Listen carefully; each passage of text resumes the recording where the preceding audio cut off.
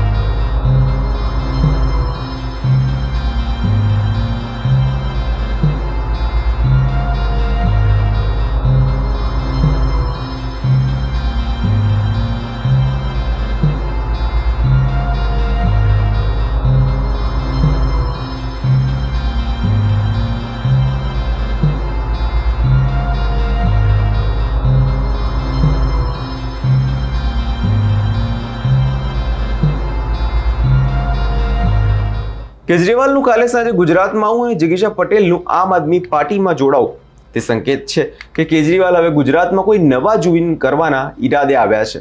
કેમ કે આપણે જોઈએ તો જ્યારથી વિસાવદરમાં ગોપાલ ઇટાલિયા ધારાસભ્ય બને છે ત્યારથી આમ આદમી પાર્ટી સૌરાષ્ટ્રમાં પોતાનો વ્યાપ અને વર્ચસ્વ બનાવી રહી છે। એટલે જિગીશા પટેલનું રાજકારણમાં આવવું તે અત્યારે સૌરાષ્ટ્રના રાજકારણના સૌથી મોટા સમાચાર કહી શકાય। કેમ કે એક બાજુ ભાજપ અને કોંગ્રેસ વચ્ચે ફસાયેલું ગુજરાતનું રાજકારણ હવે નવા નેતૃત્વ અને નવા ચહેરાઓને જોઈ રહ્યું છે। જિગીશા પટેલ જેવા આગેવાનો આમ આદમી પાર્ટીમાં આવવાથી પટેલ સમાજમાં નવી હલચલ પણ આવી શકે છે। કેમ કે આપણે જોયું હોય છે કે સૌરાષ્ટ્રની રાજનીતિ જીતવી હોય તો તમારે પાટીદારોને જીતવા પડે છે અને આ પાટીદારોના મત મેળવવા માટે આપે માસ્ટર સ્ટ્રોક માર્યો છે।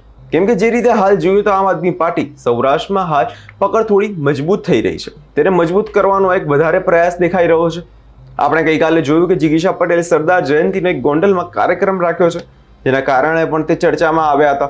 હવે આજે આમ આદમી પાર્ટીમાં જોડાયા, તે ગોંડલ રાજકારણમાં શું બદલાવ કરી શકે છે હવે તે જોવાનું રહ્યું છે। બોટાદમાં જે ખેડૂતોની મહાપંચાયત છે તે પહેલા આજે આમ આદમી પાર્ટીએ રાજકીય મેદાનમાં તૈયારી સાથે ઉતરી છે। કેમ કે આપણે છેલ્લા કેટલાય સમયથી જોઈએ કે આમ આદમી પાર્ટી તે ગુજરાતમાં લોકોના પ્રશ્નો હોય કે ખેડૂતોના પ્રશ્ન તે સખત રીતે એક્ટિવ જોવા મળે છે અને આપણે આમ રીટેક અને જો આપણે આપને મુખ્ય વિરોધ પક્ષ કહીએ તો ખોટું નહીં, કારણ કે કોંગ્રેસ કરતાં આપણે વધારે તે સારા મુદ્દા લોકોના ઉઠાવતા જોવા મળતા હોય છે। પરંતુ આમ આદમી પાર્ટીએ જિગીશા પટેલ પર દાવ લગાવ્યો છે, તે કેવો સાબિત થશે કે હવે જિગીશા પટેલ આમ આદમી પાર્ટી આગળના સમયમાં ચૂંટણીમાં ઉતરે છે કે નહીં તે બધું જોવાનું રહ્યું। પણ એટલું કહી શકાય કે ગુજરાતની રાજનીતિ હવે ઉકળે છે અને ઉકળાટની શરૂઆત રાજકોટથી થઈ ગઈ છે।